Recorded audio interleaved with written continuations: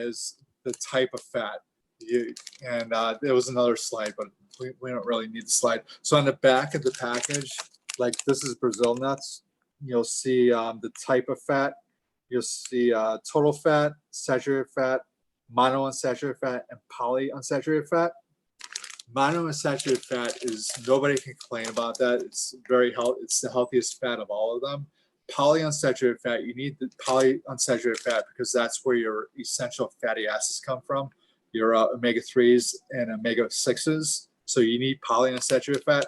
But remember, the omega-6s are inflammatory and omega-3s are anti-inflammatory. So the omega-6s may be really high. So a lot of nuts have, like peanuts are really, really high in omega-6s. So that's why a lot of inflammation happens with peanuts, because the omega-6s are super, super high. So a lot of people are getting allergic reactions from it because the omega-6s are causing the inflammation in their body, creating a reaction of being allergic to that.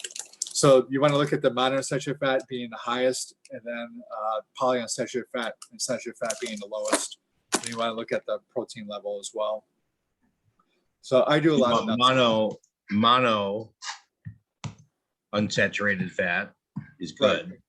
Exactly. So no scientist has ever argued that. There's an argument about polyunsaturated fat because of what I just explained with omega-3s and omega-6s causing inflammation and causing anti-inflammation. So the polyunsaturated fat is, some people say it's good, some people say it's bad.